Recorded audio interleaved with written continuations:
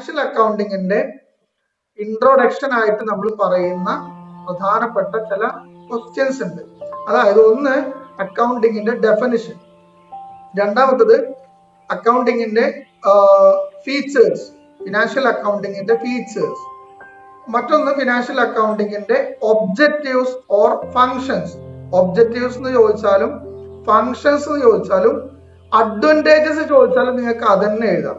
അതിൽ ഈ ഫീച്ചേഴ്സ് എന്നുള്ളത് നമ്മൾ നാച്ചർ എന്നോ ക്യാരക്ടറിസ്റ്റിക്സ് എന്നൊക്കെ പറയും. അതേപോലെ ഒബ്ജക്റ്റീവ്സിനെ നമുക്ക് ഫങ്ഷൻസ് ആയിട്ടും എഴുതാം, അഡ്വാൻറ്റേജസ് ആയിട്ടും എഴുതാം.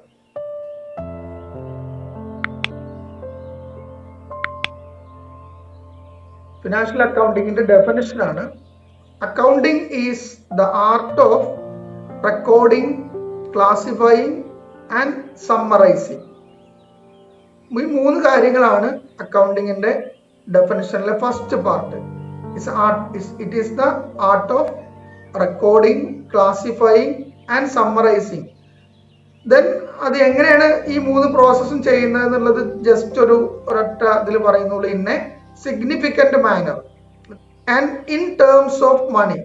ഇൻ ടേംസ് ഓഫ് മണി എന്ന് പറഞ്ഞിട്ടുണ്ടെങ്കിൽ ഇങ്ങനെ ചെയ്യുന്നത്, സമ്മറൈസ് ചെയ്യുന്നു, റെക്കോർഡ് ചെയ്യുന്നതൊക്കെ എങ്ങനെയാണ്?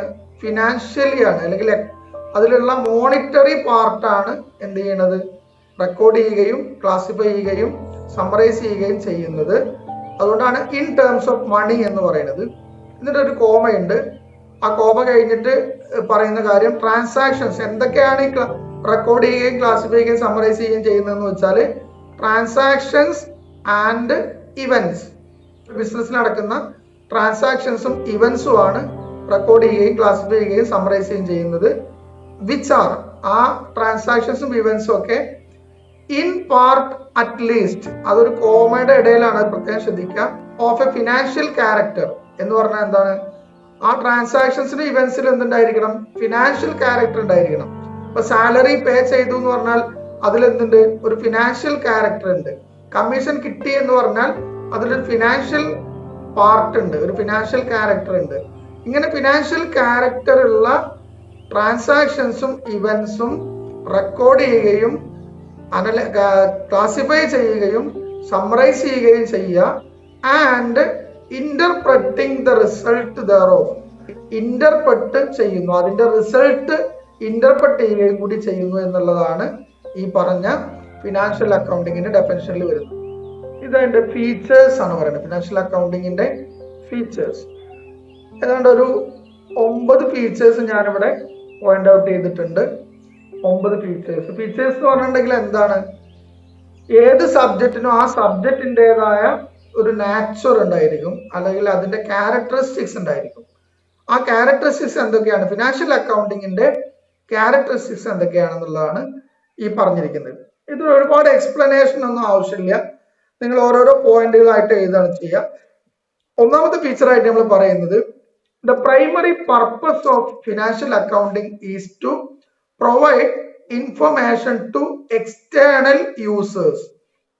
എക്സ്റ്റേണൽ യൂസേഴ്സിന് ഇൻഫർമേഷൻ പ്രൊവൈഡ് ചെയ്യുക എന്നുള്ളതാണ്. ഈ എക്സ്റ്റേണൽ യൂസേഴ്സ് എന്ന് പറഞ്ഞാൽ ഏത് ബിസിനസ്സിനും കുറെ ഔട്ട്സൈഡ് പാർട്ടീസ് ഉണ്ടാവും. എന്ന് പറഞ്ഞാൽ അതിന്റെ കാര്യങ്ങളൊക്കെ, അതിന്റെ ഫിനാൻഷ്യൽ ആയിട്ടുള്ള കാര്യങ്ങൾ അറിയാൻ താല്പര്യമുള്ള ആളുകൾ, അവരെയാണ് നമ്മൾ എക്സ്റ്റേണൽ യൂസേഴ്സ് എന്ന് പറയാം.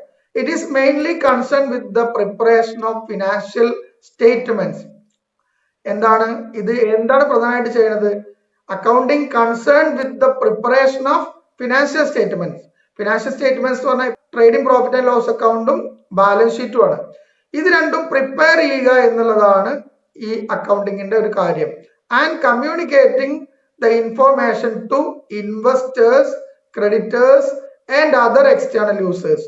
ഇവിടെ 2 എക്സ്റ്റേണൽ യൂസേഴ്സിനെ പറഞ്ഞിട്ടുണ്ട്, ഇൻവെസ്റ്റേഴ്സും ക്രെഡിറ്റേഴ്സും. ഈ എക്സ്റ്റേണൽ യൂസേഴ്സിന് ആവശ്യമായിട്ടുള്ള ഇൻഫർമേഷൻ പ്രൊവൈഡ് ചെയ്യുക എന്നുള്ളതാണ് ഫിനാൻഷ്യൽ അക്കൗണ്ടിങ്ങിൽ നടക്കുന്നത്. അപ്പൊ ഫീച്ചേഴ്സിൽ പ്രധാനമായിട്ട് ഇതിന്റെ മെയിൻ ഒബ്ജക്റ്റീവ് എന്താണെന്നാണ് ശരിക്കും ഫീച്ചേഴ്സിൽ ആദ്യമായിട്ട് പറയുന്നത്. രണ്ടാമത്തെ feature, financial accounting provides historical data. Financial accounting എന്ത് ചെയ്യുന്നു? ഹിസ്റ്റോറിക്കൽ ഡാറ്റ പ്രൊവൈഡ് ചെയ്യും. ഹിസ്റ്റോറിക്കൽ ഡാറ്റ എന്ന് പറഞ്ഞാൽ നടന്നു കഴിഞ്ഞ കാര്യങ്ങൾ. നമ്മൾ നടന്നു കഴിഞ്ഞാന്ന് പറഞ്ഞാൽ എന്താ? ബിസിനസ്സിൽ ഓരോ ഡേറ്റിനും നടക്കുന്ന കാര്യങ്ങൾ എന്ന് പറഞ്ഞാൽ ഇന്നലെ നടന്നത്, മിനിഞ്ഞാന്ന് നടന്നത്, ഒരു മാസം മൊത്തം നടന്നത്, അല്ലെങ്കിൽ ഒരു വർഷം നടന്നത്, ഈ ഡാറ്റ എല്ലാം പ്രൊവൈഡ് ചെയ്യുക എന്നുള്ളതാണ് ഫിനാൻഷ്യൽ അക്കൗണ്ടിങ് ചെയ്യുന്നത്. എന്ന് പറഞ്ഞാൽ ഒരു വർഷം കഴിയുമ്പോൾ ആ ഒരു വർഷം മൊത്തം എന്താണ് നടന്നത് എന്നുള്ളത് എവിടെയാണ് റെക്കോർഡ് ചെയ്തിട്ടുണ്ടാവുക? ഫിനാൻഷ്യൽ അക്കൗണ്ടിങ്ങിലാണ് റെക്കോർഡ് ചെയ്തിട്ടുണ്ടാവുക. ദെൻ മൂന്നാമത്തത് transactions of financial character are recorded in the financial accounts. Financial ക്യാരക്ടറിലുള്ള ട്രാൻസാക്ഷൻസ് മാത്രമാണ് അക്കൗണ്ടിങ്ങിൽ റെക്കോർഡ് ചെയ്യുന്നത്. മോണിറ്ററി വാല്യൂ ഉള്ള കാര്യങ്ങളാണ് റെക്കോർഡ് ചെയ്യുന്നത്. അതാണ് transactions of financial character are recorded in the financial accounts എന്ന് പറയുന്നത്. നാലാമത്തെ ക്യാരക്ടറിസ്റ്റിക്സ് ആയിട്ട് പറയുന്നത് transactions are recorded on the basis of some concepts and conventions. എന്ന് പറഞ്ഞാല് ബിസിനസ്സില് ട്രാൻസാക്ഷൻസ് റെക്കോർഡ് ചെയ്യലാണ് അക്കൗണ്ടിങ് ചെയ്യുന്നത്. അത് ചെയ്യുന്നത് എന്തിന്റെ ബേസിലാണ്? There are some basis on recording these transactions. There are some basic concept and conventions. കുറച്ച് കൺസെപ്റ്റുകളും കൺവെൻഷനുകളും ഉണ്ട്. കൺവെൻഷൻസ് എന്ന് പറഞ്ഞാൽ കുറെ പ്രിൻസിപ്പിൾസ് ഒക്കെ ഉണ്ട്. അഞ്ചാമതായിട്ട് പറയുന്നത് financial accounts are subject to accounting standards to ensure uniformity. എന്ന് പറഞ്ഞാൽ ഫിനാൻഷ്യൽ അക്കൗണ്ടിങ്ങില് അക്കൗണ്ടിങ് സ്റ്റാൻഡേർഡ്സ് ഉണ്ട്. അതിന് AS എന്നാണ് പറയുക. IFRS എന്നൊക്കെ പറഞ്ഞ കുറെ റൂൾസും റെഗുലേഷൻസ് ഒക്കെ ഉണ്ട്. ഫിനാൻഷ്യൽ അക്കൗണ്ടിങ് പ്രിപ്പയർ ചെയ്യുന്നതിന് കുറെ റൂൾസ് ഉണ്ട്. അതിനെയാണ് നമ്മൾ അക്കൗണ്ടിങ് സ്റ്റാൻഡേർഡ്സ് എന്ന് പറയാം. പിന്നെ ആറാമത്തത് financial accounts deals with all commercial transaction. Financial അക്കൗണ്ടിങ്ങിൽ ഉള്ളത് എന്താണ്? കൊമേഴ്സ്യൽ ട്രാൻസാക്ഷനുകളാണ്. ദെൻ ഏഴാമത്തത് financial accounts deals with external transactions. External transaction എന്ന് പറഞ്ഞാൽ transaction between the organisation and outsiders. Outsiders എന്ന് പറഞ്ഞാൽ കസ്റ്റമേഴ്സും ക്രെഡിറ്റേഴ്സും ഗവൺമെന്റും ബാങ്കും പിന്നെ ടാക്സ് അതോറിറ്റിയും, ഇങ്ങനെ കുറെ എക്സ്റ്റേണൽ പാർട്ടീസ് ഉണ്ട്. ഈ എക്സ്റ്റേണൽ പാർട്ടീസുമായിട്ടുള്ള ഡീലിംഗ് ആണ് ഫിനാൻഷ്യൽ അക്കൗണ്ടിങ്ങിൽ പൂർണ്ണമായിട്ടും ഉണ്ടാവുക. ദെൻ എട്ടാമത്തത് financial accounts are the accounts of whole business. ബിസിനസിന്റെ മൊത്തത്തിലുള്ള പിന്നെ അക്കൗണ്ടുകളാണ് ഫിനാൻഷ്യൽ അക്കൗണ്ടിങ്ങിൽ വരുന്നത്.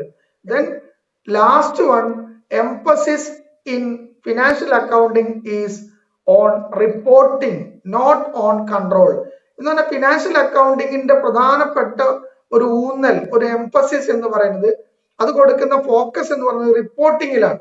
എന്താ റിപ്പോർട്ടിംഗ് എന്ന് പറഞ്ഞാല് ഇത് ഓണേഴ്സിനും ഔട്ട്സൈഡ് പബ്ലിക്കിനും ഒക്കെ ഈ ബിസിനസിന്റെ നിലവിലുള്ള ഫിനാൻഷ്യൽ കണ്ടീഷൻ എന്താണ് എന്ന് റിപ്പോർട്ട് ചെയ്യൽ മാത്രമാണ് ഫിനാൻഷ്യൽ അക്കൗണ്ടിങ്ങിൽ നടക്കുന്നത്. Not on control. കൺട്രോൾ എന്ന് പറഞ്ഞാൽ എന്താ? ഇതിന്റെ ഈ പ്രോഫിറ്റ് ഇപ്പൊ ലോസ് ആണ് ഉണ്ടായി വിചാരിക്കുക, ആ ലോസ് ഉണ്ടാവാതിരിക്കാൻ എന്തൊക്കെ ചെയ്യണം എന്നുള്ളത് ഫിനാൻഷ്യൽ അക്കൗണ്ടിങ്ങിന്റെ ഭാഗമല്ല, അത് കൺട്രോളിംഗ് ആണ്. കൺട്രോളിംഗ് എന്ന് പറഞ്ഞത് ഫിനാൻഷ്യൽ അക്കൗണ്ടിങ്ങിൽ വരില്ല, അതിന് വേറെ അക്കൗണ്ടിങ് ഉണ്ട്. നമ്മളിപ്പോ പിന്നെ മാനേജ്മെന്റ് അക്കൗണ്ടിങ് എന്ന് പറഞ്ഞൊരു അക്കൗണ്ടിങ് നമുക്ക് തന്നെ പഠിക്കാനുണ്ട്. അപ്പൊ അതിൽ കൺട്രോൾ ആണ് വരുന്നത്, കൺട്രോളിംഗ് ആണ് വരുന്നത്. പക്ഷെ ഇവിടെ വരുന്നത് റിപ്പോർട്ടിംഗ് ആണ്. അപ്പൊ ഫിനാൻഷ്യൽ അക്കൗണ്ടിങ്ങില് ഇത്രയും പിന്നെ ഫീച്ചേഴ്സ് ആണ് നമുക്ക് നോക്കാനുള്ളത്. ഫിനാൻഷ്യൽ അക്കൗണ്ടിങ്ങിന്റെ ഒബ്ജക്റ്റീവ്സ്, ഇതിന്റെ ഫങ്ഷൻസ്, ഇത് രണ്ട് ചോദ്യം ചോദിച്ചാൽ നിങ്ങൾ ഇതേ കാര്യങ്ങൾ എഴുതിയാൽ മതി. നമ്മളൊരു 10 ചെറിയ പോയിന്റ്സുകളാണ് ഇവിടെ പോയിന്റ് ഔട്ട് ചെയ്യുന്നത്. എന്തൊക്കെയാണ് ഒബ്ജക്റ്റീവ്സ് നോക്കാം. ഒന്നാമത്തെ ഒബ്ജക്റ്റീവ് ആയിട്ട് പറയുന്നത് to keep a permanent record of the business transaction. അതിനെ റെക്കോർഡിംഗ് ഓഫ് ട്രാൻസാക്ഷൻ ആണെന്ന് വേണമെങ്കിൽ സിമ്പിൾ ആയിട്ട് പറയാം, അങ്ങനെയും പറയാം. To keep a permanent record of business transaction, അതാണ് ഒന്നാമത്തെ ഒബ്ജക്റ്റീവ് എന്ന് പറയുന്നത്. രണ്ടാമത്തെ ഒബ്ജക്റ്റീവ് എന്ന് പറയുന്നത് to ascertain profit or loss of the business. ബിസിനസിന്റെ പ്രോഫിറ്റോ ലോസോ കണ്ടുപിടിക്കുക. To find out the profit or loss, അങ്ങനെയും പറയാം. അതാണ് രണ്ടാമത്തെ ഒബ്ജക്റ്റീവ്. മൂന്നാമത്തത് to ascertain the financial position of the business. നമ്മൾ ബാലൻസ് ഷീറ്റ് പ്രിപ്പയർ ചെയ്യുന്നത് അതിന് വേണ്ടിയിട്ടാണ്. ഫിനാൻഷ്യൽ പൊസിഷൻ പിന്നെ അറിയാൻ വേണ്ടിയിട്ടാണ് ബാലൻസ് ഷീറ്റ് ഉണ്ടാക്കുന്നത്. പ്രോഫിറ്റ് ആൻഡ് ലോസ് അക്കൗണ്ട് ഉണ്ടാക്കുന്നത് പ്രോഫിറ്റ് ആണോ ലോസ് ആണോ എന്ന് അറിയാൻ വേണ്ടിയിട്ടാണ്. അപ്പൊ അത് രണ്ടുമാണ്, രണ്ടും മൂന്നും ഫംഗ്ഷൻ ആയിട്ട് നമ്മൾ പറയുന്നത്. നാലാമത്തത് to protect properties of business. ബിസിനസിന്റെ പ്രോപ്പർട്ടീസ്, ബിസിനസിന് ഒരുപാട് അസറ്റ്സും ലാബിലിറ്റീസ് ഒക്കെ ഉണ്ട്, അത് പ്രൊട്ടക്ട് ചെയ്യുക എന്നുള്ളതാണ് മറ്റൊരു ഒബ്ജക്റ്റീവ് ആയിട്ട് വരുന്നത്. ദെൻ അഞ്ചാമത്തത് to control expenditure of business. ബിസിനസിന്റെ എക്സ്പെൻഡിച്ചർ, ബിസിനസ് എന്തൊക്കെയാണ് ചെലവഴിക്കുന്നത് എന്നുണ്ടെങ്കിൽ അത് കൺട്രോൾ ചെയ്യാം. എന്ന് പറഞ്ഞാല് സാലറിയും റെന്റും പിന്നെ അസറ്റുകൾ വാങ്ങുന്നതും രണ്ട് തരത്തിലുള്ള എക്സ്പെൻഡിച്ചർ ഉണ്ട്. അത് നമുക്ക് പിന്നീട് പഠിക്കാം. ക്യാപിറ്റൽ എക്സ്പെൻഡിച്ചറും ഉണ്ട്, റവന്യൂ എക്സ്പെൻഡിച്ചറും ഉണ്ട്. ഇതിനെ കൺട്രോൾ ചെയ്യുക എന്നുള്ളത് ഫിനാൻഷ്യൽ അക്കൗണ്ടിങ്ങിന്റെ ഒരു ഒബ്ജക്റ്റീവ് ആണ്. ദെൻ ആറാമത്തത് to calculate the amount due to and due from others എന്ന് പറഞ്ഞാൽ due to and due from എന്ന് പറഞ്ഞാല് കൊടുക്കാനുള്ളതും കിട്ടാനുള്ളതും.